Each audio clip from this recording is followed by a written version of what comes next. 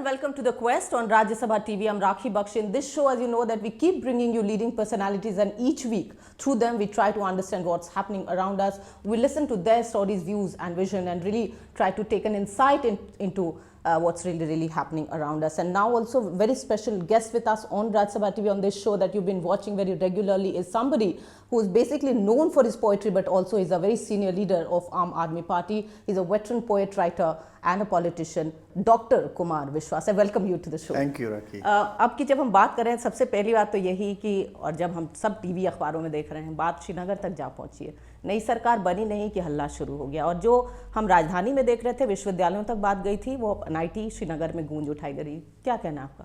गीता में एक शब्द है स्वधर्म। दुर्योधन जब मरा तो सीधा स्वर्ग गया, और पांडव जब मरे तो पहले नरक गए फिर स्वर्ग गए। तो मैंने इस पर बहुत सोचा बचपन में, और बाद में मुझे पता चला लोगों से मिलने के बाद कि अगर आप स्वधर्म पर हैं तो अंत आपका अच्छा होता है। इस सरकार का स्वधर्म क्या है? जो केंद्र सरकार है, इसका स्वधर्म है राष्ट्रवाद, जिसके बहकावे में ये देश को लेके आए। और जब कभी भी आपको अपने कुकर्म छिपाने हों तो आप ऐसे ही स्यूडो नेशनलिज्म का सहारा लेते हैं। राष्ट्रवाद को आप धोखा कह रहे हैं? नहीं, वो राष्ट्रवाद धोखा इसलिए भी है कि जो श्रीनगर में हुआ है वो राष्ट्रवाद से धोखा है। इस पार्टी की स्थापना हुई श्यामा प्रसाद मुखर्जी के बलिदान पर। उन्होंने कहा, एक ध्वज, एक निशान, एक संविधान, एक विधान। और जब देश के प्रधानमंत्री ने दो ध्वज के बीच में पहली बार मुफ्ती मोहम्मद सईद साहब को शपथ दिलाई, उसी दिन वो सपना दरक गया। दिल्ली में भारत माता के विरुद्ध नारे लगाने वाले 8 लफंगों को आप आज तक नहीं पकड़ पाए। और कश्मीर में NIT के लड़के अगर भारत माता की जय लगाते हैं तो उप मुख्यमंत्री आपका, गृह मंत्री आपका, पुलिस आपकी, सेना आपके पास, CISF आपके पास, उसके बाद भी बच्चे पिट गए। अवसरवाद की जो राजनीति अपने चरम पे यहाँ दिखाई दे रही। हाँ, देखिए, ये स्वधर्म नहीं है। जैसे आज अगर अरविंद केजरीवाल, आम आदमी पार्टी करप्शन को डिफेंड करने लगे, उनके मंत्री को 6 लाख रुपए की बातचीत में पकड़ा गया और वो उसे डिफेंड करते तो वो स्वधर्म को लूज कर देते। या वो लोकपाल पास ना करते, उन्होंने लोकपाल पास किया, केंद्र सरकार के पास भेज दिया। केंद्र सरकार की हिम्मत नहीं है, उनकी औकात नहीं है कि वो पास करके भेज सकें, क्योंकि उन्हें भ्रष्टाचार से लड़ना ही नहीं है, ना हमें लड़ने देना है, ना खुद को लड़ना है। तो ये पार्टी एक तरीके से एक्सपोज हुई केंद्र में, और बड़ा दुख की विषय है। देखिए, प्रधानमंत्री का फेल होना मेरे लिए या किसी भी राजनीतिक कार्यकर्ता के लिए कोई खुशी की बात नहीं है। प्रधानमंत्री किसी पार्टी का नहीं होता, देश का होता है। सरकार का फेल होना देश का फेल होना है। एक सरकार जो 284 के संख्या बल से आई, और विशेष रूप से जिसने उत्साह का संचार किया। लेकिन बात जम्मू कश्मीर की हो रही थी, तो आखिर सरकार, सबकी निगाहें वहां थी कि सरकार बननी थी, क्या ऑप्शंस लिमिटेड भी हैं वहां पर? मैं उनकी तरफ से कहीं कहूंगी कि ये सरकार काफी दिनों तक बातचीत चलती रही, आखिर बननी थी। क्यों जरूरी थी बननी? भाई, आपने कहा कसम राम की खाते हम मंदिर वहीं बनाएंगे। स्वर्गीय काशीराम जी ने कहा कि हमारी सरकार आई तो हम वहां सुलभ शौचालय बना देंगे। 11 महीने बाद आप स्वर्गीय काशीराम के चरणों में पड़े होकर आप वहां सरकार बना रहे थे। ये क्या होता है कि आप कोई मुद्दा उठाते हैं, पूरे देश की इमोशंस को कैश करते हैं, छल करते हैं, और बाद में उसी मुद्दे के विपरीत लोगों के खिलाफ आप चले जाते हैं। लेकिन इतना क्या कहती है? नहीं सुनिए, क्या कहती है महबूबा? कहती है कि अफजल एक शहीद था। हम कहते हैं कि अफजल एक देशद्रोही था। हमारा स्टैंड है, देश के न्याय ने उसे पूरा मौका दिया अपनी बात करने का, वो दोषी पाया गया, वो फांसी चढ़ा, देश के कानून के अनुसार वो देशद्रोही था, गद्दार था। हम जोर जोर से कह रहे हैं। आप दिल्ली में तो कहते हैं कि अफजल देशद्रोही है, और कश्मीर में जाके आप कहते हैं कि नहीं बुआ जी जो कह रही है वो ठीक है। वो कहती है कि 2 करेंसी काम में लाएंगे, आप वहां चुपे। वो कहे शरिया कानून लगाएंगे, आप वहां चुपे। तो ये तो ऐसा हो गया कि भारतीय जनता पार्टी के लिए अब मुस्लिम लीग और बची है, बस उसके साथ सरकार। लेकिन अगर विश्वविद्यालयों तक जिस तरह राजनीति पहुंची है, मुझे लगता है ऑब्जर्वर्स भी ये महसूस कर रहे हैं कि वो कहीं ना कहीं जो हमने JNU में देखा और अब हम कश्मीर में देख रहे हैं, दुख शायद यही होना चाहिए सभी पॉलिटिकल पार्टीज के नेता को कि अब बात कहां तक आप पहुंची है। देखिए, अगर देखिए, आपको याद हो 77 से पहले जो शुरुआत हुई थी वो छात्रों के खिलाफ सरकार के रुख से हुई थी, और 2 वर्ष में ही केंद्र की सरकार अगर यहाँ आ गई है। मैं फिर कहूँगा कि इस सरकार का फेल होना केवल भाजपा के लिए दुखदायी नहीं है, देश के लिए दुखदायी है। हमें भी बड़ी उम्मीद थी, विरोधी होने के बावजूद भी, कि वो कुछ करेंगे निश्चित रूप से। लेकिन उनका जो मौन है, जो सायास मौन वोड़ लेते हैं, चुप रहते हैं, मन की बात में भी इधर उधर की, सुबह जल्दी उठना चाहिए, आंखों में उंगली नहीं करनी चाहिए और कान में अंजन नहीं करना चाहिए, वो बचपन में जो हम कहते थे, ऐसे उपदेश सुनाने के लिए थोड़ी देश बनाया। आप प्रधानमंत्री हैं भाई, एक्ट करिए आप। डॉक्टर विश्वास, बार बार बातचीत पुलिस पे आकर गुजरती, मुझे पता है जब भी आप कोई बात करते हैं दिल्ली सरकार के साथ तो पुलिस पे आकर अटक जाती है, वहां से आगे बढ़े हम। नहीं, मेरा कहना यह है कि चाहे पठानकोट हो जिसमें बुरी तरह हम फेलियर हुए, आज हाफिज सईद को हमने आतंकवादी घोषित करने का प्रस्ताव यूनाइटेड नेशंस में पास करा लिया था लगभग, लेकिन वही चीन बीच में अड़ गया, जिसको आप दोस्त बनाकर झूला झूल रहे थे साबरमती के तट पर। जब चीन की सेना चुनार में घुस गई, चीन के सैनिकों के जूते भारत माता के शुभ्र आंचल पर पड़े, उस वक्त आप झूला झूल रहे थे। नेपाल जो हमारा भाई हुआ करता था, भगवान शंकर के देश का, काठमांडू हमारे कुबेर की जगह का, आज नेपाल पहले चीन की तरफ देखता है, आपको गालियां देता है। पाकिस्तान आप बिना बुलाए पहुंच मसूद गए। अजहर के मामले में भारत ने काफी आपत्ति जताई है और काफी चिंता व्यक्त की है। आपके साथ नहीं खड़ा हुआ चीन, आपके साथ खड़ा नहीं हुआ। आपने कैसे रिलेशन बनाए? आप 2 साल से दुनिया में घूम रहे हैं, 1 रुपया लेकर नहीं आए आप, 1 रुपया। आप किसकी तरफ देखना चाहते हैं? ये विदेश नीतियां में प्रिय मित्र बराक से नहीं चलेगी। दुनिया जानती है कि अमेरिकन प्रेसिडेंट का आखिरी साल प्रेसिडेंट ऑन वैकेशन के रूप में होता है।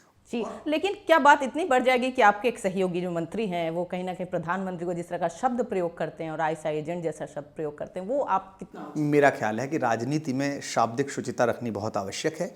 एक मैग्सेसे अवार्ड विनर और एक बड़ी पार्टी के नेता और देश में बड़े आंदोलन के जनक अरविंद केजरीवाल को अगर प्रधानमंत्री ने पाकिस्तानी एजेंट और AK-47 कहा और नक्सली कहा तो बहुत आपत्तिजनक था। और आज अगर उसकी प्रति टिप्पणी में कपिल ने कुछ कहा है तो वो भी शोभनीय नहीं है। मैं डिफेंड नहीं करूंगा, मैं झूठ बोलूँ बेमतलब में, मेरे छोटे भाई जैसा है, बहुत है, लेकिन आक्रोश में कहा भाई आप ISI के एजेंट्स को बुला लेंगे, आप बिरयानी खिलाएंगे उन्हें, आप भारतीय सैनिकों की अगवानी लगा देंगे, आपने कुत्तों की अगवानी में शेर खड़े कर दिए। हिंदुस्तान के बहादुर बेटे जो सीमाओं पर इनसे लड़ते हैं वही ISI जो षड्यंत्र बचती है, जिसने लेफ्टिनेंट निरंजन की हत्या कराई पठानकोट में घुस के, आपने उसे स्वागत कर लिया। आपने 40 साल का विदेश नीति का विमर्श बदल दिया। आपको लगता है कि कड़ा रुख जो अपनाना चाहिए था वो केंद्र सरकार ने नहीं अपनाया है? मुझे लगता है नोबेल की चपेट में है इस समय, शायद नोबेल दिख रहा है। वो जिस तरह की घूम रहे हैं, जिस तरह की बातें कर रहे हैं, विश्व शांति अचानक वो उतर आई नोबेल है। कैसे मिल सकता है जब इस समय जब हम और आप बातचीत कर रहे हैं 12 राज्य सूखाग्रस्त हैं, वहाँ पानी की इतनी किल्लत है कि हम देख रहे हैं कि लोग मारे जा रहे हैं। नहीं, लेकिन वो फोटोशॉप पर विकास आ रहा है ना। अमेरिका की जो ट्रेनें हैं उनको गुजरात की ट्रेन बताया जा रहा है। एक हवाई जहाज में 2 लड़कियां खड़ी हुई हैं, उसको बताया जा रहा है कि सुरेश प्रभु ने ट्रेन चला दी है। प्रधानमंत्री का खुद का PIB फोटोशॉप कर रहा है कि प्रधानमंत्री विंडो से झांक रहे हैं और मकान दिख रहा है नीचे वाला। तो फोटोशॉप पे सरकार चल रही है, उन्हें लगता है कि ऐसे ही हो जाएगा। ब्रांडिंग मैनेजमेंट से सरकारें नहीं चलती, फिल्में हिट बिल्कुल। होती। और अच्छे दिन पर सवाल भी खड़े हुए हैं, लेकिन बात यह है कि जब आप बात करें तो ये समझ में आता है कि भले ही देर लग रही हो लेकिन विकास का जो काम है उस पर कार्य पूरा चल रहा है। उन्होंने स्टैंड अप इंडिया बनाया है, उन्होंने तमाम स्कीमें जो बनाई, चाहे जनधन हो, मुद्रा हो, तमाम तरह की हर स्कीम जो हम 58 रुपए से $70 तक आ गया। जनधन योजना में किसी को कोई लाभ मिला हो, कहीं कोई व्यक्ति हुआ, किसानों की आत्महत्याएं बढ़ गई। किसान नाराज है, भयंकर आत्महत्या में है। स्टूडेंट नाराज है, हैदराबाद से JNU से लेकर NIT श्रीनगर तक सब जगह पिट रहा है। व्यापारी सड़क पर बैठा हुआ है, ज्वेलर्स कह रहे हैं कि हमें हीरा पहचानने की तो तमीज थी पर प्रधानमंत्री पहचानने में हम चूक गए, हमने वोट दे दी। गृहिणियां नाराज हैं। आपसे खुश कौन है? और यही कारण है कि आपके शुरुआती चपेट में जो आ गए झारखंड, राजस्थान, उसके बाद चाहे आप दिल्ली आए, चाहे बिहार गए, आप हारे, और अभी बंगाल में भी आपको माता का प्रसाद मिलने वाला तो है। दिल्ली से ही बात शुरू करते हैं कि दिल्ली में आपने जो वायदे दिए और दोबारा जब आप आए तो आपने कहा कि हमने बहुत आत्मचिंतन किया है और उसके बाद हम लोगों को सही में समझकर आगे बढ़ेंगे। लेकिन आप देखिए, आपने वायदे किए, आपने वाईफाई की बात की, आपने विमेन सेफ्टी की जब बात आई, CCTV की बात की, अब आप ऑड इवन को एक बार चलाए, अब दोबारा लाने की बात कर रहे हैं। कहीं ना कहीं एक्सप्लेन करिए कि वो सब चीज़ें आगे बढ़ी कहाँ हैं। देखिए, वाईफाई है, उसमें कॉलेजेस में, अस्पतालों में और कुछ स्पेसिफिक स्पॉट पे वो सफलतापूर्वक चल रहा है। 11 प्रकार के मॉडल हैं वाईफाई के। 11 प्रकार के मॉडल जो हैं वो भी पायलट प्रोसेस में हैं। उनमें जो मॉडल स्वीकृत हो जाएंगे वो लगाए जाएंगे। क्योंकि दिल्ली में पैसा भी बचाना है, वुमेन सिक्योरिटी के लिए गार्ड्स रखे गए हैं, सरकार ज़्यादा बेहतर बता सकती है। और CCTV पर आगे चले कहाँ, क्योंकि इस पर आपकी बातचीत होनी थी, शायद वो फेल हो गई। CCTV पर भी लगभग 20 से 25% CCTV इंस्टॉल हो गए हैं। लेकिन यही है कि एक तरीका तो यह है कि पैसा खर्च करिए, सब जगह लगा दीजिए। एक यह है कि जैसे हमने PPT मॉडल पर काम किया, लोगों ने CCTV लगाया, उसके नीचे अपना ऐड लगाया, सरकार का पैसा नहीं लगा, उस पर काम कर रहे हैं। और यही कारण है कि जब हम आए थे सरकार में, हमें घाटे का बजट मिला था, सैकड़ों करोड़ रुपए घाटे में मिली थी। आज जब हम दूसरे बजट पर हैं तब हम फायदे के बजट में हैं, हमारे पास पैसा बचा हुआ रह जाता है। हम इतना सफलता के साथ काम करते हैं, जो लीकेज खत्म कर दिए।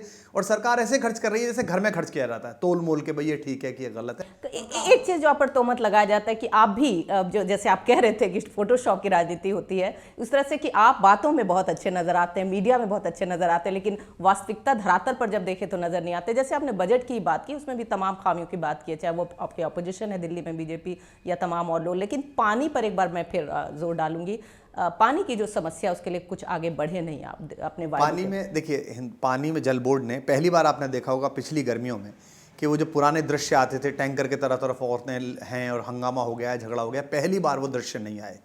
पूरी दिल्ली में पानी की व्यवस्था की गई और आज भी ये व्यवस्था की जा रही है। पानी का जो उत्तर प्रदेश से विवाद था वो सॉल्व हुआ। अभी भी पानी की जब समस्या हुई थी वो विकराल हो गई थी, तो क्योंकि अब बात पंजाब की हम लोग कर रहे थे और जहाँ पर इलेक्शन में आप बड़े जोश के साथ जा रहे हैं इस बार, तो वाईएसएल जहाँ पर यमुना सतलज लिंक की बात होती है वहाँ पर भी किस तरह से आप अपना स्टैंड दोबारा रखेंगे, ये सोचने की बात। देखिए, पानी में हमारे साथ जो हरियाणा ने किया वो शोभनीय नहीं था, क्योंकि हमारी सरकार हमारी नहीं थी, दूसरी सरकार है। पानी पे कम से कम ऐसी राजनीति नहीं होनी चाहिए। हरियाणा में आंदोलन संभला नहीं सरकार पे। केंद्र सरकार और राज्य सरकार, बड़ी दुखद बात है कि पैरामिलिट्री फोर्सेस और मिलिट्री को हेलीकॉप्टर से उतारना पड़ा। ये नाकामी कितनी बड़ी थी केंद्र सरकार की। मुनक नहर को नुकसान हुआ, हमारे मंत्री ने, कपिल मिश्रा जिनका आप जिक्र कर रहे हैं, उन्होंने लगातार रात दिन खड़े होकर उस नहर को दोबारा मरम्मत कराया और आज पानी दोबारा पहुंच रहा है। और मुझे पूरी आशा है कि इस गर्मियों में पानी की कोई समस्या दिल्ली में होने वाली नहीं। हम अब एक ब्रेक लेंगे और उसके बाद बातचीत और भी करेंगे, लेकिन इसके पहले एक बात और कि एक जो अलग तरह की राजनीति जिसके साथ आप आए थे, वो क्या आज लोगों को देखने को मिल रही है या उसी राजनीति की भीड़ में आप शामिल हो? देखिए, राजनीतिक क्लास का पूरा प्रयास ये है कि आपको वो अपने जैसा सिद्ध करें। जैसे वो क्या करेगी, आप पे झूठे आरोप लगा के भाग जाएगी और फिर कहेगी ये भी तो ऐसी, ये भी तो ऐसी, इन्होंने भी तो चुरा लिया, ये भी तो ऐसे ही निकले। तो आप उस ट्रैप में फंसते क्यों? मसलन कि आप 1 साल के जब हो गए सरकार आपकी, तो आप फिर इसी तरह के विज्ञापन देते हैं जिसका आपने दूसरों पर आरोप लगाया। उसका रीजन है कि देखिए, चैनल्स की जो राजनीति है और मीडिया की जो राजनीति है, वहाँ बाकायदा इंटरेस्टेड लोग हैं जिन्होंने टिकट मांगे हैं, जो पुरस्कार पाते हैं इन्हीं सरकारों से, जो इन सरकारों के एजेंट हैं। उनसे लड़ने के लिए आपको अपनी बात तो लोगों को बतानी पड़ेगी। जैसे मैक्सिमम लोगों को ये पता नहीं है कि पहली बार भारत के किसी राज्य ने अपना शिक्षा बजट 107 गुना किया। और एपीजे अब्दुल कलाम अपने अंतिम भाषण में दिल्ली आकर कहकर गए कि यही मैं सपना देखना चाहता था कि शिक्षा का बजट, पहली बार ऐसा हो रहा है कि 20% से ज्यादा शिक्षा बजट कहीं इस्तेमाल हुआ है, दुनिया भर में कहीं नहीं होता जो मनीष ने किया है। क्योंकि शिक्षा में खर्च नहीं है, वो निवेश है। स्वास्थ्य में खर्च नहीं है, वो निवेश है। आप अपनी जनता के लिए निवेश कर रहे हैं। अब ये बात मैं कैसे बताऊं? चैनल चलाएगा नहीं, क्योंकि चैनल के अपने एजेंडे हैं, इसलिए मुझे विज्ञापन तो देना ही मन की बात करें रेडियो पर। नहीं, मन की बात लोग नहीं सुन रहे हैं और एक तरफा बात लोग सुनना नहीं चाहते हैं। लोग चाहते हैं कि आपसे संवाद हो, आप संवाद करें। इसीलिए हमारे मंत्री संवाद करते हैं, हमारी सरकार संवाद करती है, ओपन में बैठ के खड़े होकर अपना बताती है साल भर में हमने क्या किया, नीचे से सवाल लेती है। और यही कारण है कि शाही भी फिक जाती है और थप्पड़ भी लग जाता है और अंडे भी फेंक दिए जाते हैं। चलिए, उस पर भी हम बातचीत करेंगे और साथ ही और चुनाव पर बातचीत करेंगे और समझने की भी कोशिश करेंगे कि डॉक्टर कुमार विश्वास आखिर हैं क्या, उसकी भी परतें हम खोलेंगे। लेकिन एक छोटे से ब्रेक के बाद we are going in for a very short break right here on the quest on Rajya Sabha TV, but very interesting conversation going on with doctor Kumar Vishwas, so don't go away.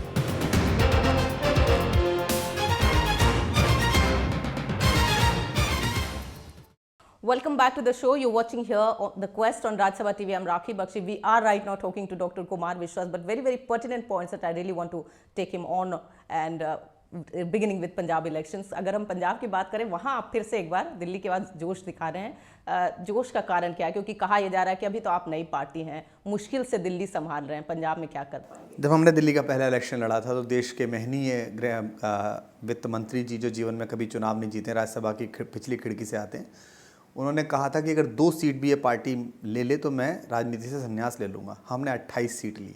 उसके बाद हम लोकसभा में हार गए, बड़ी बुरी तरह से हारे। मैं भी हारा, अरविंद भी हारे। तो भारतीय जनता पार्टी के प्रवक्ता ने बार बार कहा साल भर कि आम आदमी पार्टी ने तो 4 आदमी पार्टी है, क्योंकि हमारे 4 सांसद जीते थे। दिल्ली में हमने उन्हें 4 भी नहीं छोड़ा। अभी मैं आपको ऑन कैमरा बता रहा हूँ, हम पंजाब में 117 में से 100 सीट मिनिमम जीतेंगे। हमें एक और इंटरव्यू करना पड़ेगा। बिल्कुल, आप एक इंटरव्यू करिए, मैं तब भी करूंगा। 100 सीट हम मिनिमम जीतेंगे, क्योंकि पंजाब में आशा की एक लहर आई है। पंजाब जो ड्रग्स की चपेट में है, पंजाब में जो पठानकोट वाला इंसिडेंट हुआ था, इसमें एसपी साहब फंसे थे, वो भी ड्रग्स डील ही थी। वो ड्रग्स ही लेने जाते थे, इसीलिए जौहरी को साथ ले गए थे, जो कि हीरे में सारा व्यापार होता था। उस दिन वो गलती से आतंकवादी आ गए, देश पर हमला करा दिया। तो बादल्स ने और भाजपाइयों ने मिलके पंजाब को जिस तरह लूटा है, नीचे का सारा खनिज, सारा रेत लूट दिया है मजीठिया साहब और उनके गैंग ने, और उसके बाद बादल साहब ने लूट दिया। ये पहले बादल हैं जो धरती को कष्ट पहुंचाते हैं। चलिए, अन्यथा बादल तो धरती को सुख पहुंचाते हैं। कांग्रेस के साथ आपकी क्या, आपका रिश्ता अब क्या है? वो कहीं ना कहीं लुका छिपी चलती रहती है। हमारा क्या रिश्ता? हम कांग्रेस को सबसे ज्यादा नुकसान पहुंचाने वाले हम लोग हैं। पहली बार उनके युवराज को वो जो महान शब्द दिया, वो मेरा ही दिया हुआ था। मैं उसका आविष्कार करने वाला था, जिसको आज देश भर में उनका नाम दिया जाता है उसी नाम से। और अन्ना आंदोलन में सबसे ज्यादा नुकसान भाजपा को हम लोगों ने, कांग्रेस को पहुंचाया, जिसका फायदा भाजपा ने उठाया। तो कांग्रेस तो समाप्त है देश भर में, और वहां भी समाप्त है। वहां कैप्टन अमरिंदर सिंह के नेतृत्व में कांग्रेस लड़ रही है। वो सूर्यवंशी हैं। जब सूर्य उनकी छत पे आ जाता है दोपहर को छज्जे पे 11-12 बजे, तो उनसे कहता महाराज उठिए, तो वो उठते हैं बेचारे। लेकिन थोड़ा सा डॉक्टर कुमार विश्वास के बारे में भी बात करें। बहुत लोग चाहते हैं, हम जानते हैं कि पूरे विश्व में आपकी फ़ैन फॉलोइंग है, एक कवि के तौर पर, राइटर के तौर पर, विचारक के तौर पर। पार्टी में आपको लगा नहीं कि आपको कोई पोजीशन लेनी चाहिए? मेरी पार्टी में क्या पोजीशन हो सकती है? चुनाव में लड़ा नहीं तो मैं ना मुख्यमंत्री हो सकता, ना उप मुख्यमंत्री हो सकता, ना मंत्री हो सकता। राज्यसभा में? राज्यसभा 2017 में आएगी। मैं कई बार कह चुका हूँ कि राज्यसभा एक अच्छी जगह है, राज्यसभा चैनल भी बहुत अच्छा है, राज्यसभा भी बहुत अच्छी जगह है, और मेरी पार्टी अगर चाहेगी और तो निश्चित रूप से मैं वहाँ अपनी पार्टी की और देश की बात कहूँगा। वो बहुत दूर है, और मैं राजनीति में या आंदोलन में आया था तो मैं ये सोच के आया ही नहीं था कि क्या होना है। मैं आज बहुत प्रसन्न हूँ कि इस पार्टी के सबसे शुरुआती 3 जो साथी अब हैं, उनमें मैं, मनीष और अरविंद, हम 3 लोग हैं। अरविंद हमारे नेता हैं, निर्विवाद नेता हैं, मनीष हमारी दूसरी पोजीशन के नेता हैं, सरकार में भी, पार्टी में भी, और मैं वहाँ हूँ जो पीएसी सर्वोच्च संस्था होती है 600 सदस्यों की, मैं उसका मेंबर भी हूँ, नेशनल क्या एग्जीक्यूटिव। सबको समेट कर ये पार्टी चल रही है? क्योंकि पिछले दिनों तो हमने देखा कि बिखराव हुआ, लोग गए। क्या कोई अब भी पार्टी एक संगठन साथ है? अगर टूटता है, उसमें से कुछ लोग जाते हैं तो दुखद होता है। जो भी वो लोग इसमें से गए वो सब बहुत अच्छे लोग हैं, और वो होते तो और पार्टी मजबूत होती। लेकिन जो लोग आए हैं, आशुतोष आए हैं, आशीष खेतान आए हैं, बहुत सारे लोग, राघव आए हैं हमारे नए दोस्तों में, ये सब जो लोग आए इन्होंने पार्टी मजबूत किया। जो लोग गए हैं उम्मीद कर सकते थे कि वो रहते तो और अच्छा होता। सब अपने आप में बहुत बड़े धुरंधर थे, और आशा करते हैं कि आने वाले समय में, भगवान न करे देश कोई कष्ट में हो या कोई ऐसी स्थिति में, तो हम सब साथ आकर खड़े हों, या वो जहां हैं वहां वो देश के लिए अच्छा काम करते हैं। मेरी शुभकामना उनके साथ है। चलिए, इसको कहते हैं सूझबूझ की राजनीति, और मुझे खुशी है कि आपने कहा। आपको दीवाना कोई क्यों कहता है? मैं शायर हूँ मूलतः, और मैं कवि ही बने रहना चाहता हूँ। राजनीति तो युग धर्म है, मैं यहाँ मन से नहीं आया हूँ।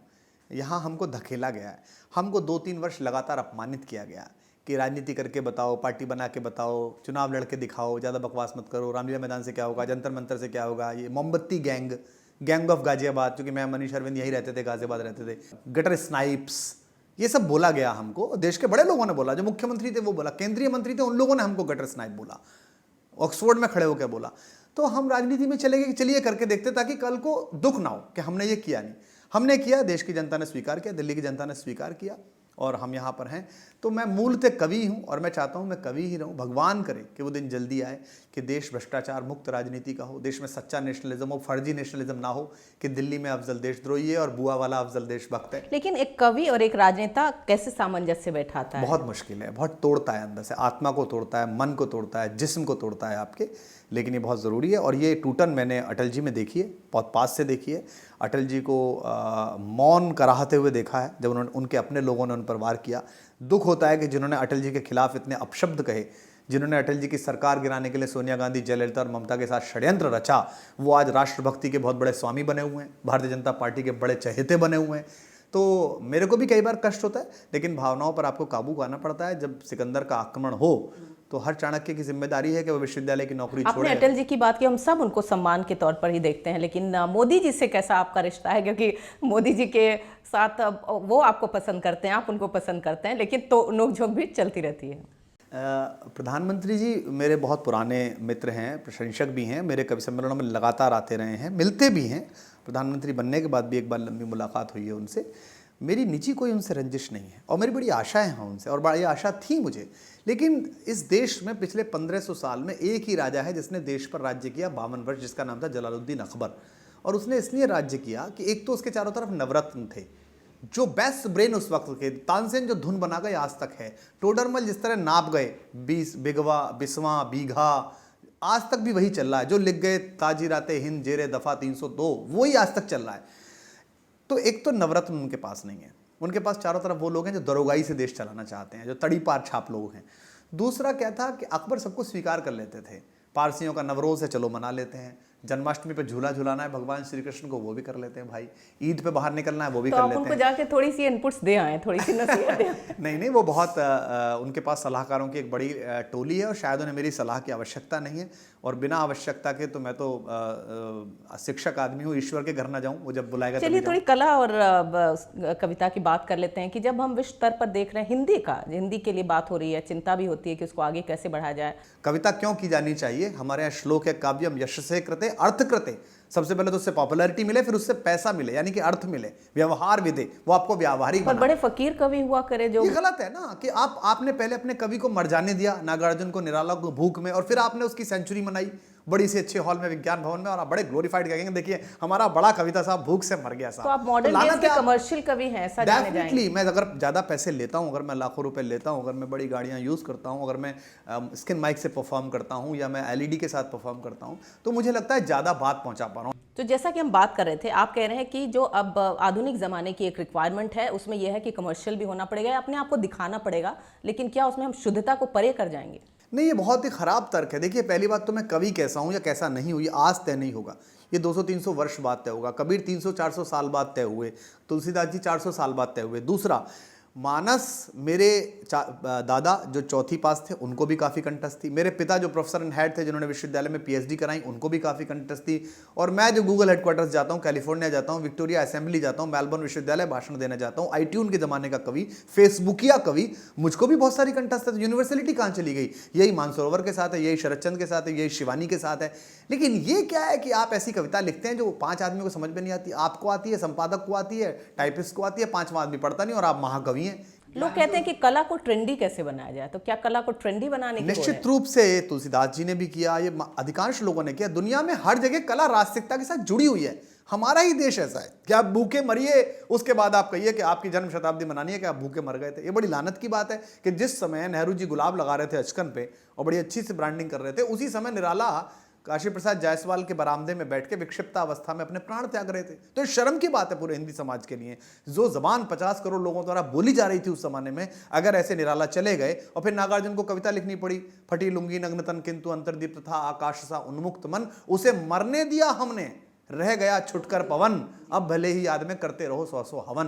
तो मैं ऐसे नहीं मरना चाहता, मैं सुखपूर्वक कविता लिखना चाहता हूँ, सुखपूर्वक गाना चाहता हूँ। जो पीड़ा मेरे अंदर है, प्रेम की हो या समाज की हो, उसे मैं आत्मसात करता हूँ, जीता हूँ, लेकिन उसे राजसिक नहीं बनाता, उसे अपने शरीर पर नहीं लाता। तो कविता आपके लिए क्या वो है जो आपके अपने लिए दिल से निकलती है, या जो वातावरण में जो देख रहे हैं वहां से महसूस, या सब कुछ है?